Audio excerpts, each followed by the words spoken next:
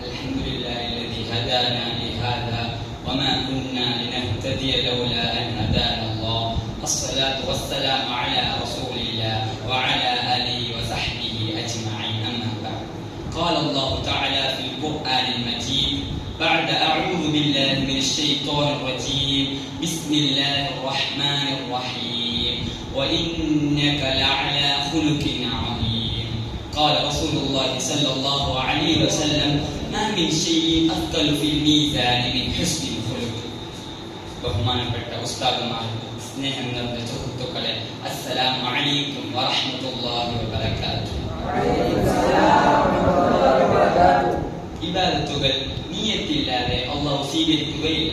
പ്രവർത്തനങ്ങൾ നിയ്യത്തിന്റെ അടിസ്ഥാനത്തിലാണ് അല്ലാഹു സ്വീകരിക്കുക.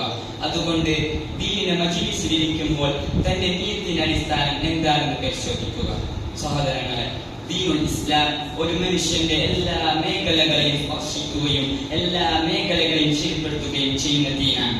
അല്ലാഹു പറഞ്ഞതുപോലെ അൽയൗമ അക്മൽതു ലക്കും ദീനക്കും, ഇന്നേ ദിവസം നിങ്ങൾക്ക് ഞാൻ നിങ്ങളുടെ ദീൻ പൂർത്തീകരിച്ചു തന്നിരിക്കുന്നു. നമ്മുടെ ദീനിൽ മഹത്തരമായ അഖീദയുണ്ട്, വിശ്വാസമുണ്ട്. അല്ലാഹുവിനോടുള്ള വിശ്വാസം, അവന്റെ മലക്കുകളോടുള്ള വിശ്വാസം, അവന്റെ കിതാബുകളോടുള്ള വിശ്വാസം, അവന്റെ റസൂലിനോടുള്ള വിശ്വാസം, അന്ത്യനാളിനോടുള്ള വിശ്വാസം, അവന്റെ വിധിയിലുള്ള വിശ്വാസം. നമ്മുടെ വിശ്വാസം വളരെ കൃത്യമാണ്. അശ്ഹദു അല്ലാ ഇലാഹ ഇല്ലല്ലാഹു വഅശ്ഹദു അന്ന മുഹമ്മദൻ റസൂലുള്ളാഹ് എന്ന് ഉച്ചരിച്ചു തുടങ്ങുന്ന ദീനിൽ അനേകം ഇബാദത്തുകളുമുണ്ട്. 5 നേര നമസ്കാരം അതിൽപ്പെട്ടതാണ്. സമ്പത്തിൽ അവൻ നൽകാൻ ബാധ്യതയുള്ള സക്കാത്ത് അതിൽപ്പെട്ടതാണ്. വർഷത്തിൽ ഒരിക്കൽ റമളാനിൽ നോമ്പ് നോക്കുന്നത് അതിൽപ്പെട്ടതാണ്. ജീവിതത്തിൽ ഒരിക്കലെങ്കിലും ഹജ്ജും ഉംറയും നിർവഹിക്കുക എന്നത് അതിൽപ്പെട്ടതാണ്. ഇങ്ങനെ അനേകം ഇബാദത്തുകൾ.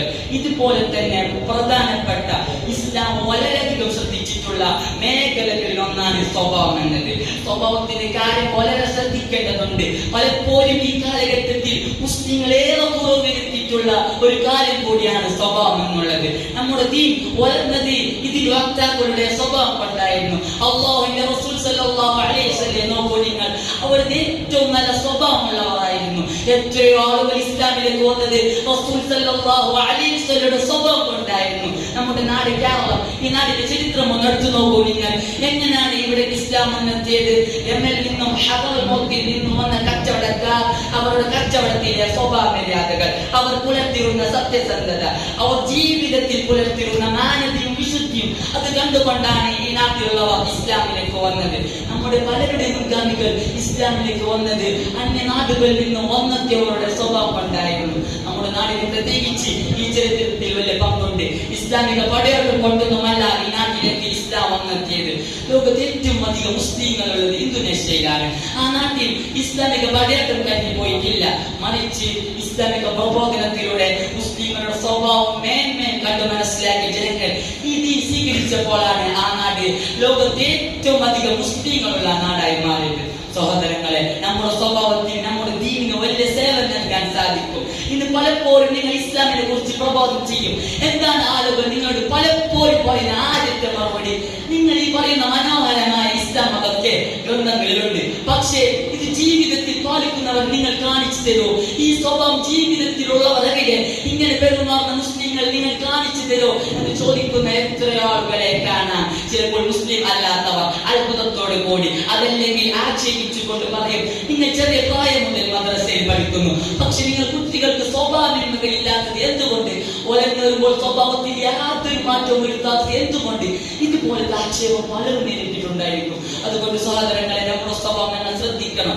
തൗഹീദുമായി ബന്ധമുള്ളവർ, അത് ജീവിതത്തിൽ പുലർത്തുന്നവർ, ശിർക്കിൽ നിന്ന് വിട്ടു നിൽക്കുന്നവർ, ലാ ഇലാഹ ഇല്ലല്ലാഹു മുഹമ്മദുർ റസൂലുള്ളാഹ് എന്നത് ജീവിതത്തിൽ പകർത്തുന്നവർ, അവർ സ്വഭാവം മറ്റെല്ലാവരെക്കാളും കൂടുതൽ ശ്രദ്ധിക്കണം.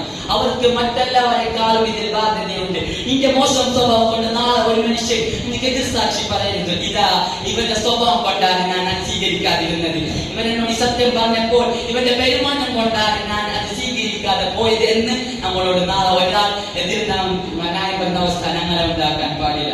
അതുകൊണ്ട് സഹോദരങ്ങളെ, നമ്മുടെ സ്വഭാവം ഞങ്ങൾ കൂടുതൽ ശ്രദ്ധിക്കണം. ഈ വിഷയത്തിൽ ചെറിയ ഒരു കുറിപ്പ്. ഷെയ്ഖ് അബ്ദുൽ റസാഖ് മസ്ജിദ് നബവി ഇപ്പോൾ ജീവിച്ചിരിക്കുന്ന ഒരു പണ്ഡിതനാണ്. അദ്ദേഹം സ്വഭാവത്തിന്റെ കാര്യത്തിൽ മുസ്ലിങ്ങൾ ശ്രദ്ധിക്കേണ്ട ചില അടിസ്ഥാനം ഓർമ്മപ്പെടുത്തിക്കൊണ്ട് എഴുതിയ ഒരു ചെറിയ കുറിപ്പ്. അദ്ദേഹം പറയുന്നു, വഹുദുവതുനാ വഹുസ്വതുനാ വനബിയുനാ മുഹമ്മദ് മുസ്ലിങ്ങളെ നമ്മുടെ മാതൃക ഞങ്ങൾ പിൻപറ്റേണ്ട, ഞങ്ങൾക്ക് നിശ്ചയിക്കപ്പെട്ടിട്ടുള്ള മാതൃകാ പുരുഷന്മാർ നമ്മുടെ നബി മുഹമ്മദ് അബ്ദുല്ലാഹ് സല്ലല്ലാഹു അലൈഹി വസല്ലം. എന്താണ് അവിടുത്തെ കുറിച്ച് പറഞ്ഞത്? വഇന്നക ലഅലാ ഖുലുഖിൻ അളീം, വഇന്നക തീർച്ചയായും അങ്ങ് ലഅലാ ഖുലുഖിൻ അളീം, വളരെ മഹത്തരമായ ഉന്നതമായ ഉദാത്തമായ സ്വഭാവത്തിന്റെ ദീനിനുടമസ്ഥനാണ്. അല്ലാഹു റസൂൽ സല്ലല്ലാഹു അലൈഹി വസല്ലം അങ്ങ് നബി സല്ലല്ലാഹു അലൈഹി വസല്ലം ആര് പറഞ്ഞത്?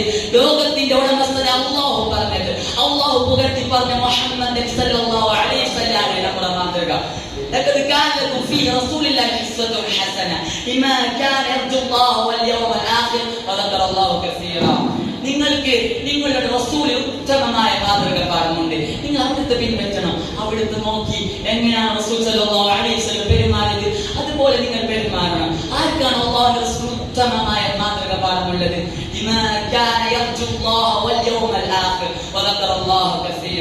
അല്ലാഹുവിനെയും പരലോകത്തെയും പ്രതീക്ഷിക്കുന്നവർക്ക് അല്ലാഹുവിന്റെ റസൂലിൽ ഉത്തമമായ മാതൃക പാടുന്നുണ്ട്.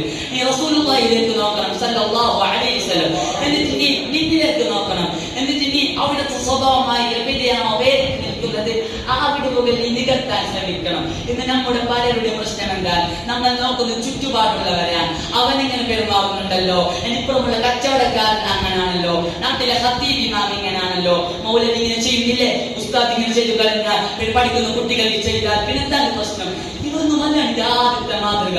എന്റെ ഏറ്റവും ആദ്യത്തെ മാതൃക അല്ലാഹുവിന്റെ റസൂലാണ്. ശരിയാണ്, ദീൻ പഠിക്കുന്ന സ്വഭാവം പാലിക്കണം. എന്നാൽ അവർ പാലിച്ചിട്ടില്ലെങ്കിൽ ഈ മോശമാകാൻ ന്യായമല്ല. ഞാൻ പറഞ്ഞത് ദീൻ പഠിക്കുന്നവർ സ്വഭാവം മോശമാക്കണം എന്നല്ല. അവർ മോശമായതുകൊണ്ട് നീ മോശമാകരുത്. എനിക്ക് അല്ലാഹുവിന്റെ റസൂൽ ഉത്തമമായ മാതൃക പാടുന്നുണ്ട്. എന്നിട്ട് അദ്ദേഹം നബി സല്ലല്ലാഹു അലൈഹി വസല്ലം ഹദീസ് പറയുന്നു, അബൂ ഹുറൈറ റളിയല്ലാഹു അൻഹു പറയുന്നു, ജനങ്ങളിൽ ഏറ്റവും അധികം ആളുകൾ സ്വർഗ്ഗത്തിലേക്ക് പ്രവേശിക്കാൻ കാരണമാകുന്നത് എന്താണെന്ന് നബി സല്ലല്ലാഹു അലൈഹി വസല്ലം ചോദിച്ചു. നബി സല്ലല്ലാഹു അലൈഹി വസല്ലം പറഞ്ഞു, തഖ്വല്ലാഹ് വഹുസ്നുൽ ഖുൽഖ്. ഒന്ന് അല്ലാഹുവിനെ സൂക്ഷിച്ച് ജീവിക്കാൻ, രണ്ട് നല്ല സ്വഭാവമാണ്. ഈ രണ്ട് കാര്യമാണ് ജനങ്ങളിൽ ഏറ്റവും അധികം ആളുകൾ സ്വർഗ്ഗത്തിലേക്ക് പ്രവേശിക്കാൻ കാരണമാകുന്നത് എന്ന് നബി സല്ലല്ലാഹു അലൈഹി വസല്ലം പറഞ്ഞത്. അതുകൊണ്ട് സഹോദരങ്ങളെ, നമ്മുടെ സ്വഭാവം നന്നാക്കുക. നമ്മുടെ സ്വഭാവം ഇപ്പോൾ നന്നാക്കിയില്ലെങ്കിൽ തീവ്രവാദിക്കെതിരായ സ്റ്റേജുകൾ പണയമായിരുന്നു. സ്വഭാവം നന്നാക്കുക. അല്ലാഹു തൗഫീഖ് നൽകുമാറാകട്ടെ. ഇത്രയും പറഞ്ഞ ഈ പ്രസംഗം ഞാൻ അവസാനിപ്പിക്കുന്നു. വആഖിർ ദഅവാന അൽഹംദുലില്ലാഹി റബ്ബിൽ ആലമീൻ. അസ്സലാമു അലൈക്കും വറഹ്മത്തുള്ളാഹി വബറകാതുഹു. വഅലൈക്കും അസ്സലാം.